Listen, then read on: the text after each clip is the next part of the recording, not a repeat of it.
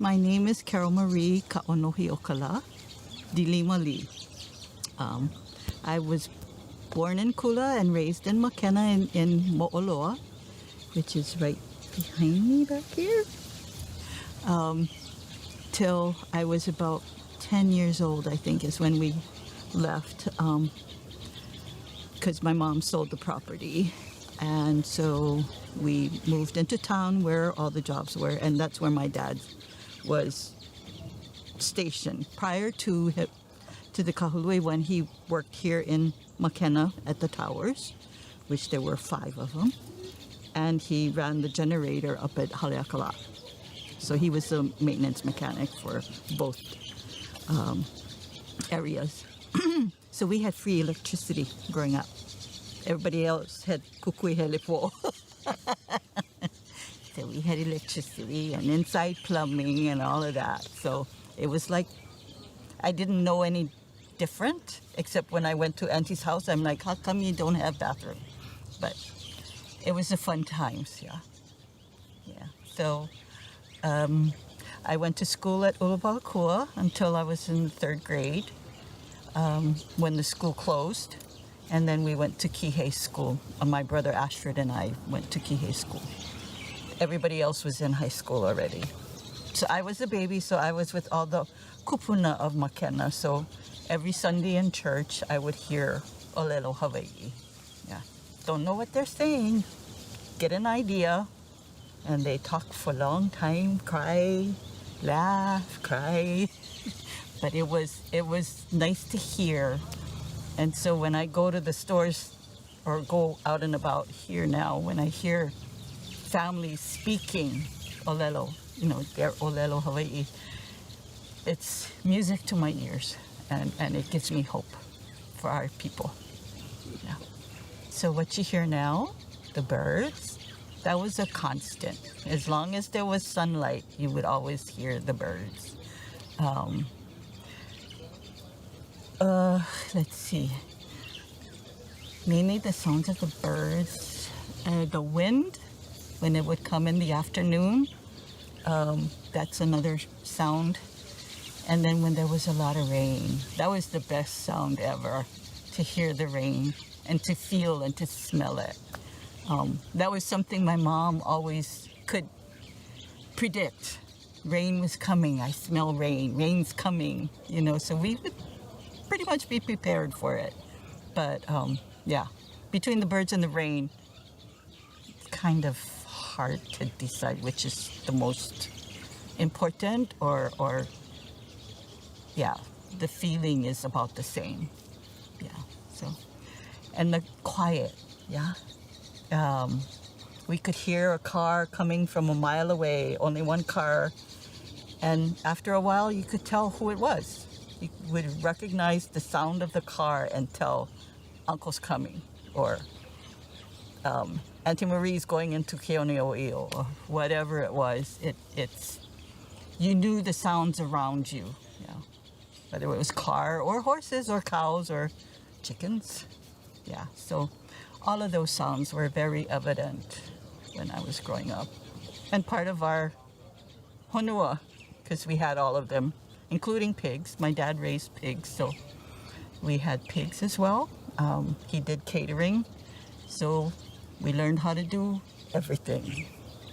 Yeah. Or why you like? Well, for me, it goes back to when I first started on the Cultural Advisory Committee back in it was before my mom came home, so yeah, way early in 2005 or around there. My goal sitting on that committee was to figure out a way of getting the families that were part of Mākena while I was growing up back on the land. So up until now, it's been mainly with the different projects as to where families used to live, like H2, that was the Poipoi lot. So there were, families that they left. They went to Honolulu and never came back. So being able to find their keiki was important, and hopefully we can get them involved with the kipaipai, because it's not only a learning project, but it's more than that. It's feeling the honua again, and learning deeper than what I knew growing up, how our kupuna lived and how they used the landscapes, the gullies and the,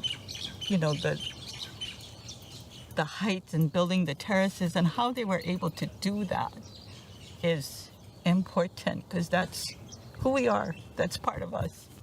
So it's important that the keiki now, even though they're not here, they can come and learn and be a part of being in the place where their kupuna were. So it's important for me. I'm trying to get my daughter back here, but at least my two girls can feel that and learn that. Yeah. So that program itself, I think, it's already starting to bring some of them back, and the future generations back to this ʻāina from where their kupuna were. Yeah. So that's very vai to me. Yeah.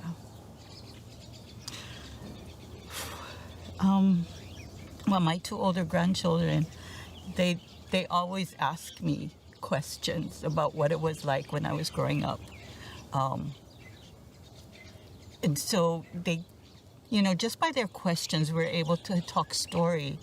So I feel like with this, they can come back and kind of halfway experience what I went through, and maybe because they knew their great grandma, so even how she grew up and all of that, and their grandpa too, which they never met, but that connection, yeah, that they're always going to be connected here, that this is their honua, whether they own it or not, because sometimes it's hard to just say we can go anytime because of the Western ways, yeah. But yet there are companies and like the developer here who's willing to allow that to happen. So we need to use that to our advantage for our keiki and the generations to come, to really understand who they are, because this is where they begin to learn exactly who they are and why they are the way they are. Because no matter what, even if you, like, I spent a lot of time away from Maui. But I never lost that connection. And apparently, I was able to allow my kids to reconnect with their grandma and come here and connect to this ʻāina, because now my daughter is working the ʻāina and finding the all those vai mea that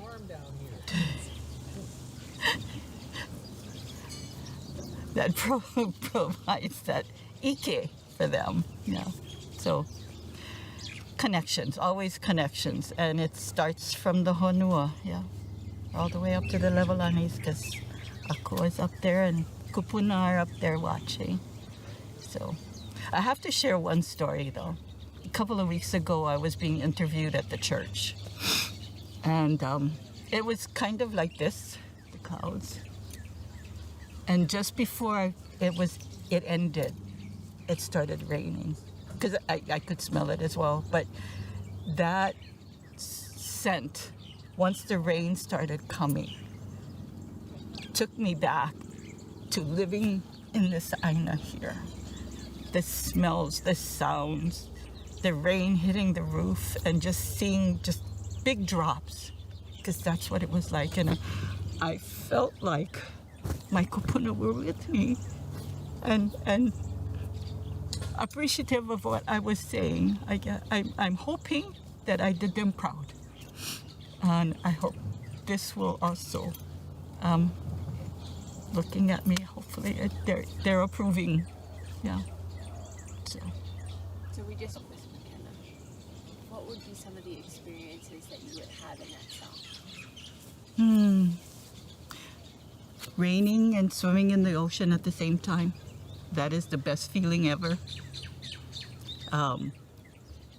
Going fishing with my dad in the rain, catching a whole bunch of fish.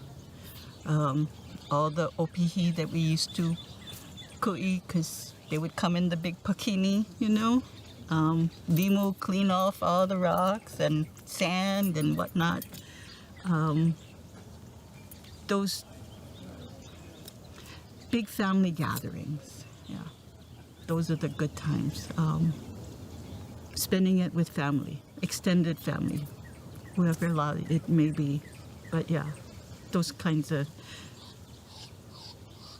describing the love that you have for where you come from, and all of that, what it encompasses, yeah. From the ocean to the mountains to the levelanis, yeah, and all the kupuna that's here. That's all we have of it.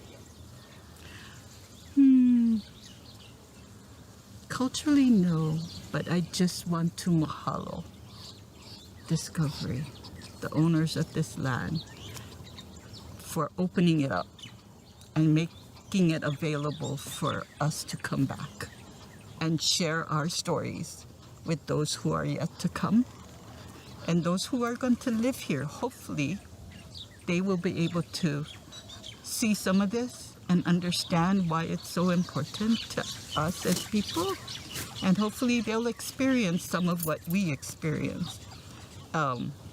Just by knowing, sometimes you don't realize you experience it, but when they go home, they'll say, oh, yeah, I remember now. That's what I felt. So it's all of those things that I'm so appreciative of. And to see it come to fruition after all these years is heartening for me and gives me hope.